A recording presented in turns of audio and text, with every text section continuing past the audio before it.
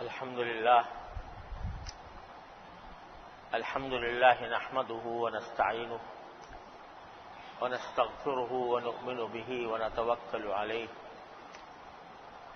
ونعوذ بالله من شرور أنفسنا ومن سيئات أعمالنا من يهده الله فلا مضل له ومن يضلل فلا هادي له وأشهد أن لا إله إلا الله وحده لا شريك له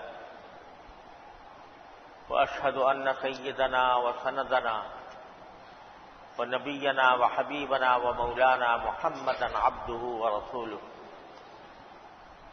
صلى الله تعالى عليه وعلى آله وأصحابه وبارك وسلم تسليما كثيرا. أما بعد، فأعوذ بالله من الشيطان الرجيم. بسم الله الرحمن الرحيم. وما أصابكم من مصيبة فبما كسبت أيديكم ويعفو عن كثير. آمنت بالله صدق الله مولانا العظيم وصدق رسوله النبي الكريم ونحن على ذلك من الشاهدين والشاكرين والحمد للہ رب العالمین. بزرگان محترم اور برادران عزیز، السلام علیکم ورحمۃ اللہ تعالی وبرکاتہ.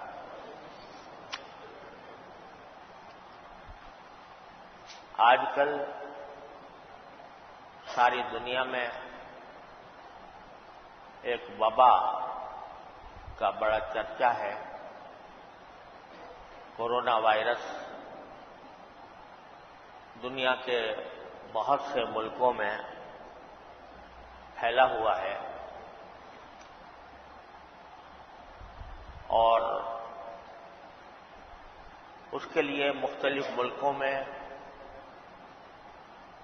مختلف احتیاطی تدبیریں اختیار کی جا رہی ہیں. اس سلسلے میں کچھ گزارشات آپ حضرات کی خدمت میں عرض کرنی ہے. پہلی بات تو یہ ہے کہ یہ اس قسم کے امراض، یہ وبائیں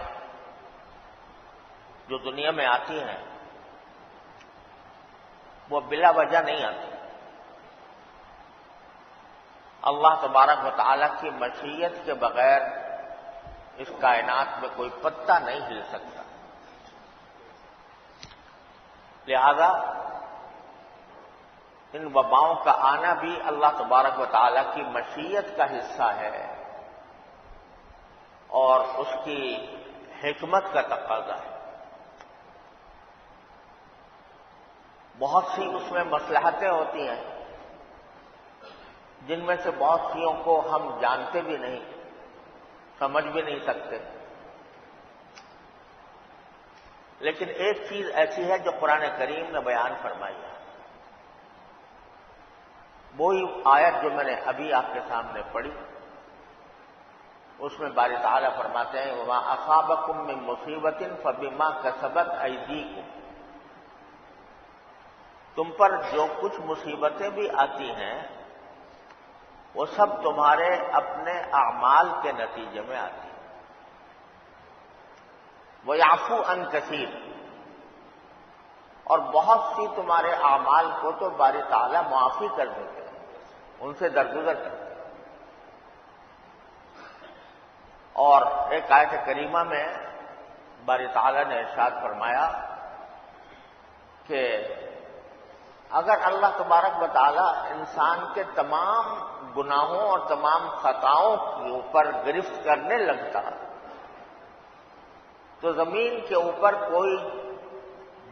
کوئی جانور چرنے والا باقی نہ رہتا، کوئی انسان بھی باقی نہ رہتا. اگر ہماری ساری خطاؤں پر اگر پکڑ کرنے لگتے الیاذ باللہ تو دنیا میں کوئی انسان باقی نہ رہتا. لیکن اسی آیت میں فرمایا کہ وَيَعْفُو عَن كَثِيرٍ. تمہارے بہت سے گناہوں کو تو اللہ درگزر ہی کرتا رہتا ہے کہ چلو جانے دو. لیکن کبھی کبھی پکڑ بھی کر لیتا ہے۔ تو یہ وبائیں جو ہیں یہ بھی اس مصیبت میں داخل ہیں جس کا ذکر قرآن کریم نے فرمایا وما اصابکم من مصیبت فبما کسبت ایدیکم، جو مصیبت بھی تم کو پہنچتی ہے وہ تمہارے اعمال کے نتیجے میں پہنچتی ہے۔ جب یہ بات ہے تو پھر بندے کا کام کیا ہے؟ جب اس کو کوئی مصیبت پیش آئے تو سب سے پہلے تو اس کو اللہ جل جلالہ کی طرف متوجہ ہونا چاہیے، استغفار کرنا چاہیے، اپنے گناہوں سے توبہ مانگنی چاہیے، اللہ تعالیٰ ہی سے رجوع کرنا چاہیے کہ یا اللہ جو کچھ مصیبت آئی ہے وہ ہمارے اپنے اعمال کے نتیجے میں ہے، لہذا یا اللہ ہمیں معاف فرما دیجئے اور اس تکلیف کو یا اس مصیبت کو ہم سے دور فرما دیجئے۔ پہلا کام تو سب سے پہلے یہ ہے مصیبت، کسی مصیبت میں وبا بھی ایک مصیبت ہے، تو اس وبا کے اندر بھی پہلا کام جو ہر مسلمان کو کرنا چاہیے اور کرتے رہنا چاہیے وہ ہے استغفر اللہ ربی من کل ذنب واتوب الیہ۔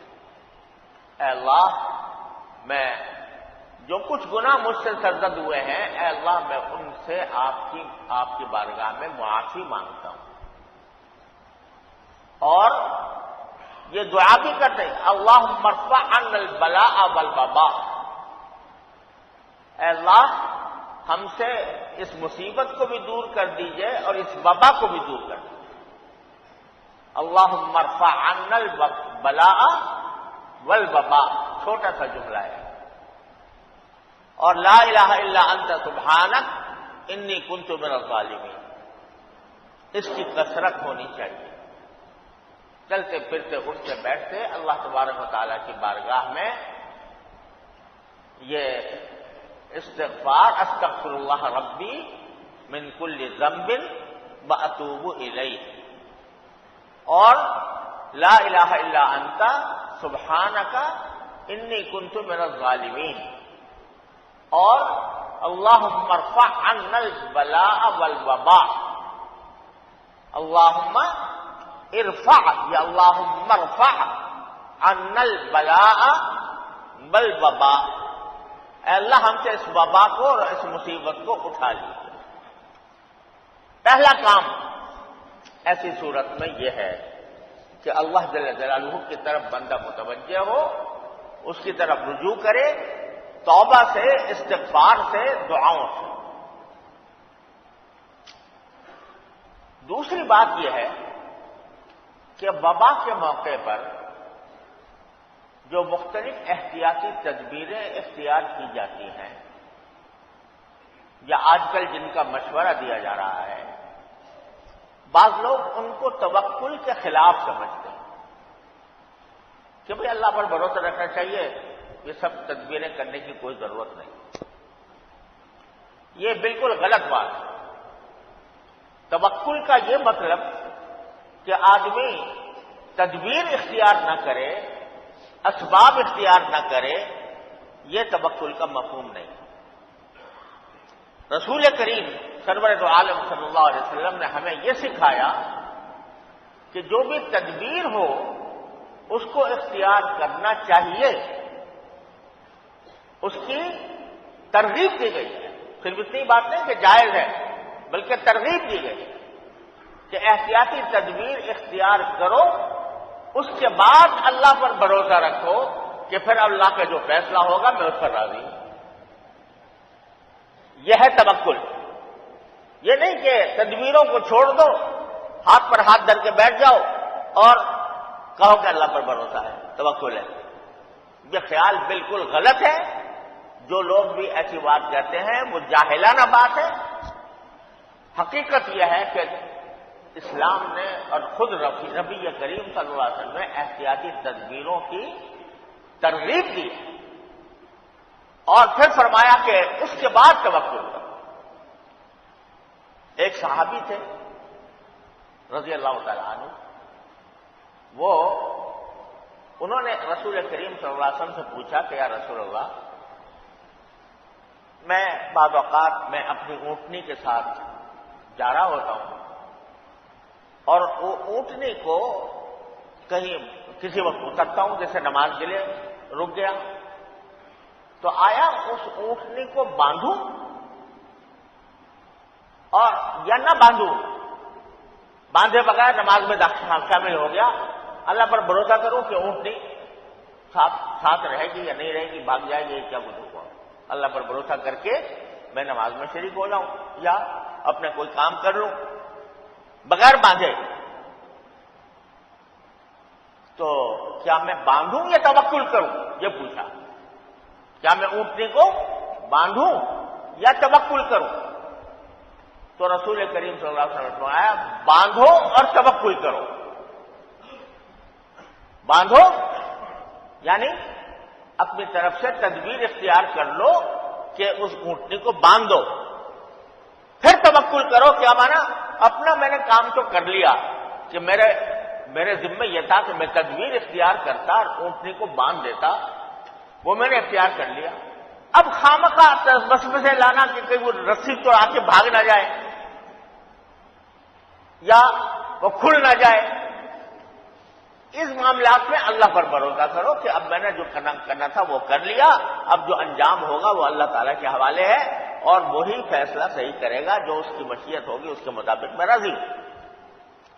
یہ مشہور جملہ ہے رسول کریم سے، اعقلھا وتوکل، کہ اونٹنی کو باندھو اور پھر توکل کرو۔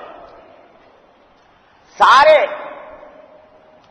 احکام میں رسول کریم صلی اللہ علیہ وسلم نے اس بات کو مد نظر رکھا۔ وبا کے معاملے میں بھی طاعون، پہلے زمانے میں طاعون کی وبا پھیلتی تھی والعیاذ باللہ، اس میں بیک وقت بستیاں کی بستیاں اجڑ جاتی تھیں۔ اردن کے قریب ایک شہر ہے امواس، اس کا نام ہے۔ حضرت فاروق اعظم رضی اللہ تعالیٰ عنہ کے زمانے میں وہاں طاعون پھیلا اور وہاں سے امواس سے نکل کر پورے شام کو گھیر لیا۔ آج تو شام صرف سوریا کو کہا جاتا ہے، اس زمانے میں شام میں اردن بھی داخل تھا، لبنان بھی داخل تھا، فلسطین بھی داخل تھا، سوریا بھی داخل تھا، یہ پورا علاقہ شام کا علاقہ، سارا شام کا علاقہ وہ طاعون کی لپیٹ میں آ گیا۔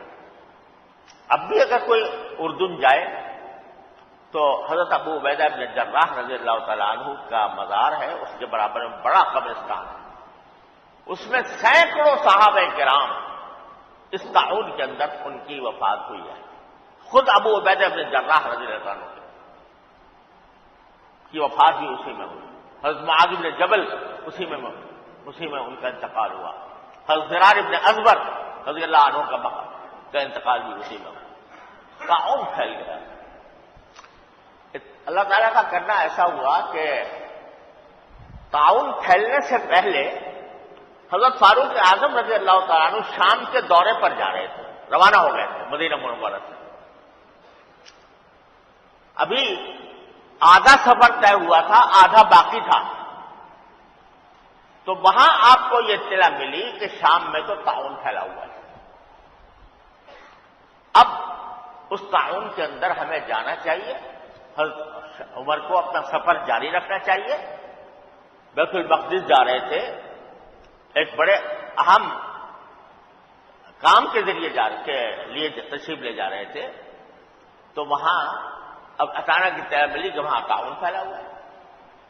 تو سوال پیدا ہوا کہ حضرت فاروق اعظم آگے جائیں یا واپس لوٹ جائیں؟ تو صحابہ کرام کے درمیان اس معاملے میں مشورہ ہوا اور اس میں رائے کا اختلاف ہو گیا۔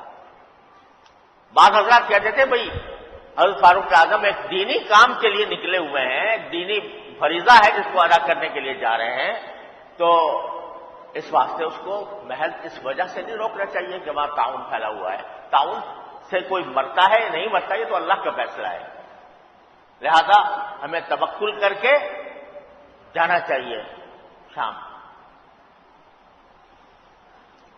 دوسرے صحابہ کرام یہ کہہ رہے تھے کہ بھائی رسول کریم صلی اللہ علیہ وسلم نے تدبیریں اختیار کرنے کا حکم دیا ہے. امیر المومنین ہیں، ان کی بنیاد پر ساری اسلامی دنیا چل رہی ہے. اگر خدا نہ خواستہ انہیں کچھ ہو گیا شام کے اندر جا کر تو ہمارا تو بڑا نقصان ہو جائے گا. لہذا ہمیں حضرت امیر المومنین کو روکنا چاہیے کہ واپس جائیں. حضرت فاروق اعظم بھی تردد میں آ گئے. صحابہ کرام کی دو رائے ہو رہی تھی. تو اب ہر چیز میں حضرات صحابہ کرام کو یہ فکر ہوتی تھی کہ اس معاملے میں رسول کریم صلی اللہ علیہ وسلم کی ہدایت کیا ہے. تو جس مجلس میں یہ مشورہ ہو رہا تھا اس میں حضرت عبد الرحمن ابن عوف رضی اللہ تعالیٰ عنہ جو عشر مبشرہ میں سے ہیں وہ موجود نہیں تھے. تھوڑی دیر کے بعد وہ آ گئے.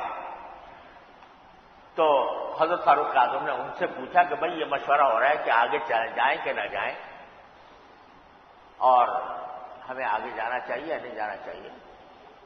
اس بارے میں کچھ رسول کریم صلی اللہ علیہ وسلم کا کوئی ہدایت آپ کے علم میں ہے کہ حضور نے کچھ بات فرمائی ہو ایسا وقت؟ عبد الرحمن بن عوف نے فرمایا ہاں مجھے یاد ہے کہ رسول کریم صلی اللہ علیہ وسلم نے یہ ارشاد فرمایا تھا کہ جس علاقے میں طاعون پھیلا ہوا ہو، جو لوگ وہاں اس شہر میں ہیں، جہاں اس جگہ پر ہیں جہاں پر کہ طاعون پھیلا ہوا ہے، وہ وہاں سے باہر نہ نکلیں، اور جو لوگ باہر ہیں وہ طاعون کے علاقے میں اندر نہ جائیں. یہ میں نے خود سنا ہے رسول کریم صلی اللہ علیہ وسلم. حضرت فاروق اعظم نے کہا بس فیصلہ ہو گیا. ہم ابھی شام میں داخل نہیں ہوئے، باہر ہیں. تو رسول کریم صلی اللہ علیہ وسلم نے یہ فرمایا تھا، حضرت الرحمن بن عوف روایت کر رہے ہیں، یہ فرمایا تھا کہ اگر باہر ہو تو اندر نہ جاؤ، اندر ہو تو باہر نہ آؤ. لہذا اب ہم واپس جائیں گے، ہم شام نہیں جائیں گے، واپس جائیں گے. حضرت ابو عبیدہ بن جراح رضی اللہ تعالیٰ عنہ جو شام کے گورنر تھے، وہ حضرت عمر کے استقبال کے لیے آئے ہوئے تھے. انہوں نے فاروق اعظم سے کہا کہ یا امیر المومنین هل تفر من قدر اللہ، کیا آپ اللہ کی تقدیر سے بھاگنا چاہتے ہیں؟ اللہ تعالیٰ کی اگر تقدیر یہ ہے کہ آپ وہاں جا کر طاعون میں مبتلا ہوں تو اس پر راضی ہونا چاہیے. بھاگتے کیوں ہیں اللہ کی تقدیر سے؟ کہ کیا خوبصورت جواب دیا فاروق اعظم رضی اللہ عنہ نے کہ ہاں ہم اللہ کی تقدیر سے اللہ کی تقدیر ہی کی طرف بھاگنا چاہتے ہیں. یعنی وہ اللہ کی تقدیر ہے تو ہمارا واپس جانا بھی اللہ کی تقدیر ہے، تو ہم واپس جائیں گے. چنانچہ فاروق اعظم واپس تشریف لیں گے.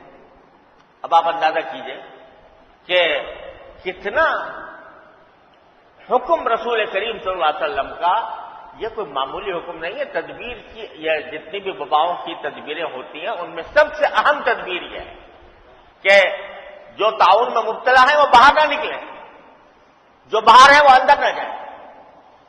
یہ رسول کریم صلی اللہ علیہ وسلم کی تعلیم ہے. اور عجیب بات یہ ہے کہ رسول کریم صلی اللہ علیہ وسلم نے طاعون میں مرنے کی فضیلت بہت بیان کرتا ہے.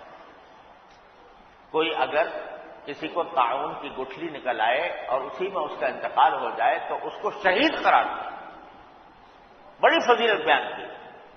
لیکن بچنے کی تدبیر بھی ہے کہ بھئی تم خود سے اختیار نہ کرو، کوئی ایسا کام نہ کرو کہ جو تمہیں اس وبا کے اندر مبتلا کر دے. ایک بات مرتبہ لوگوں میں یہ غلط فہمی ہے کہ اسلام جو ہے بیماری لگنے کا قائل نہیں ہے. ایک سے بیماری دوسرے کو لگتی ہے، اس کا اسلام میں تصور نہیں ہے. یا اسلام اس بات کا انکار کرتا ہے کہ ایک آدمی کی بیماری دوسرے کو لگتی ہے. یہ خیال بالکل غلط ہے. اسلام جو جاہلیت کے زمانے میں ایک عقیدہ تھا، عقیدہ یہ تھا کہ بیماری لازماً لگے گی.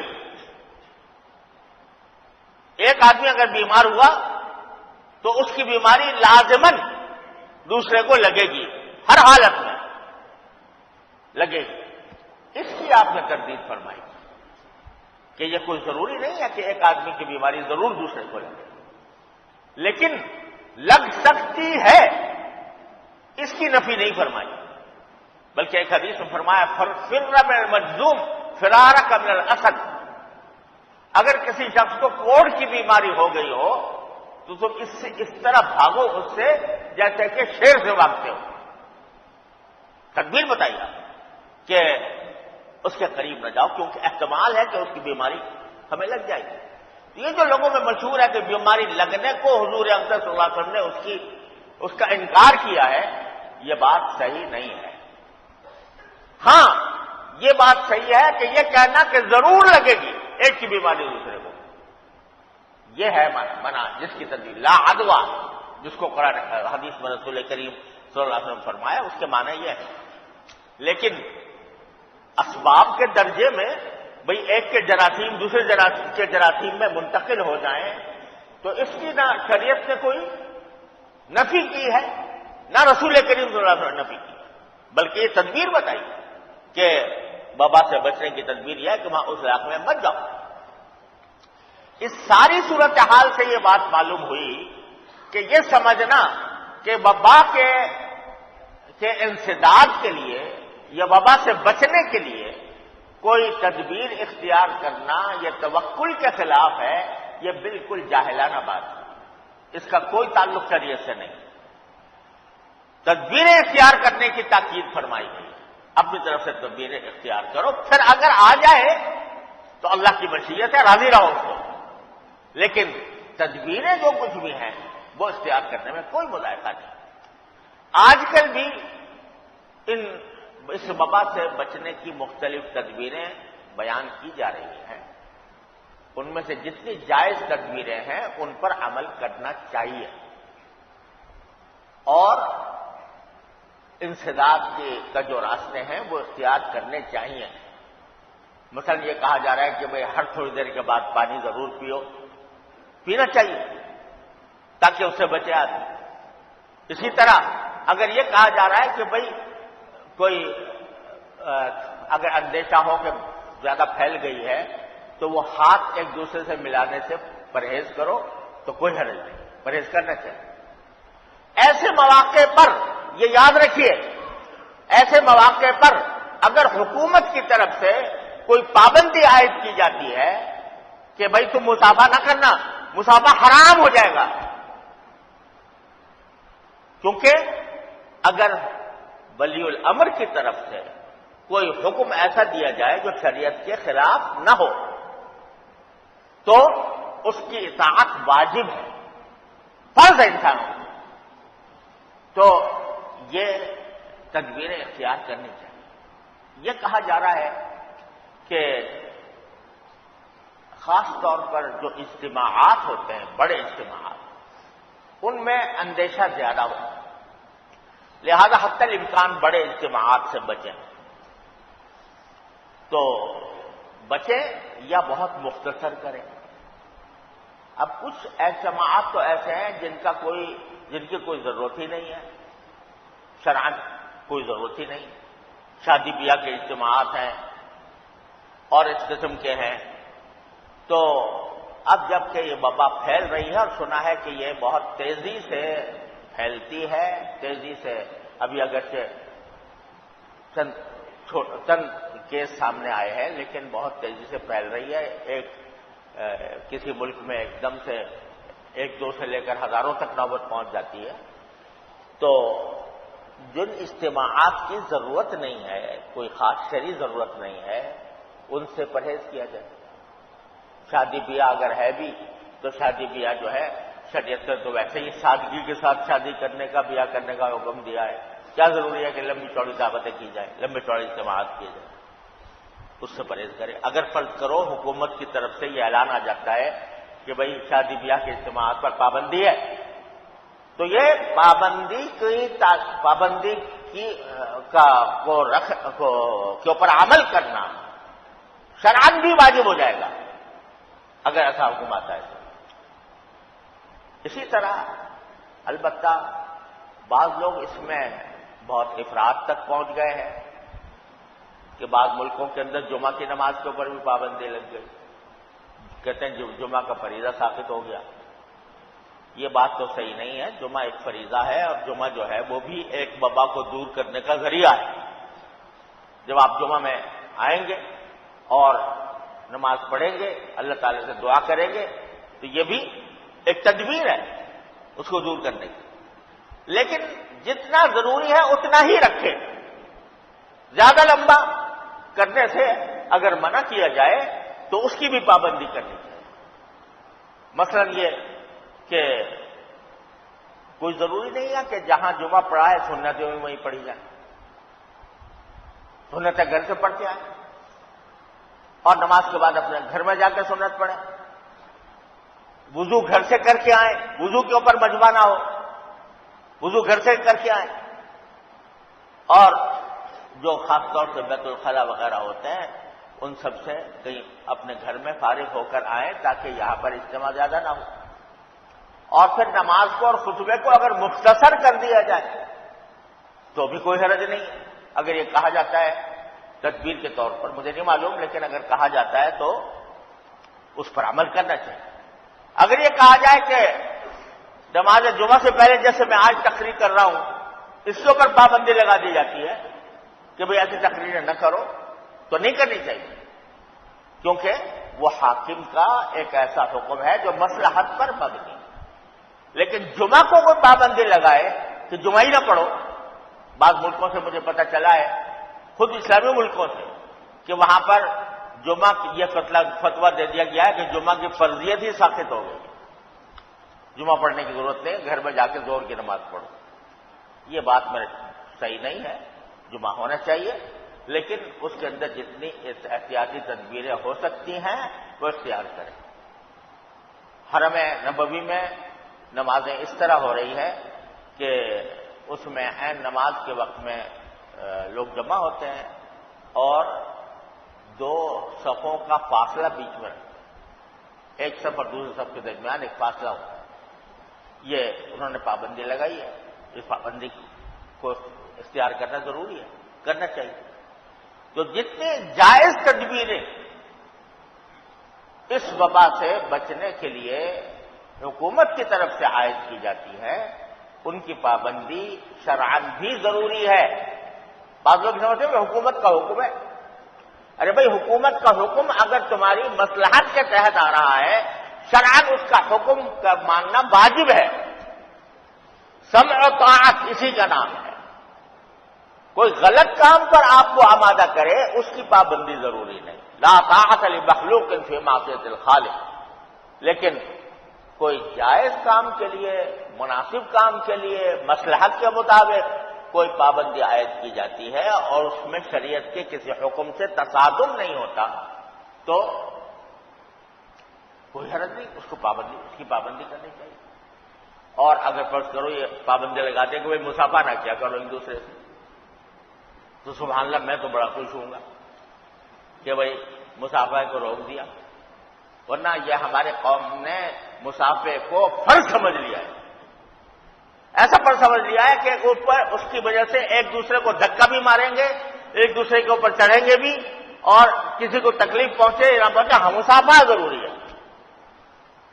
یہ تو بدعت ہو جاتا ہے، اس طرح کا مصافحہ جو ہے بدعت ہے جو ہمارے قوم میں پھیل گیا۔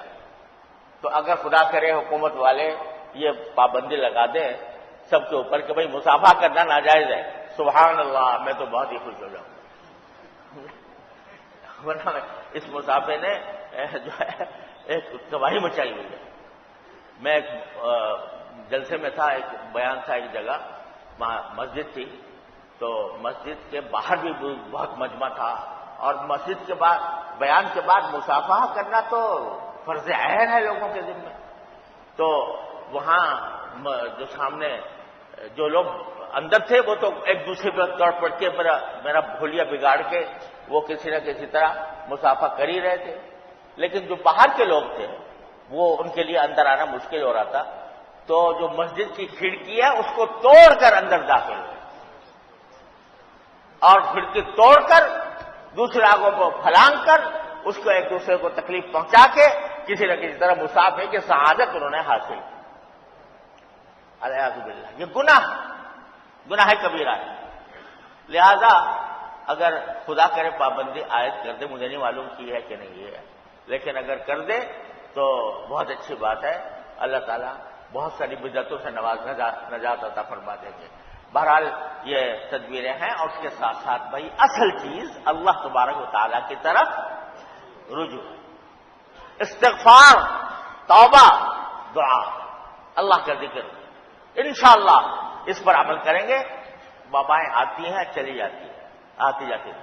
یہ بات بھی میں کروں کہ جو خوف و ہراس پھیلانا، سراسیمگی پھیلانا، یہ بھی کوئی اچھی بات نہیں، بری بات ہے. اطمینان سے رہو، تدبیریں جتنی اختیار کر سکتے ہو کر لو، اللہ کے حوالے کرو. اللہ تبارک و تعالیٰ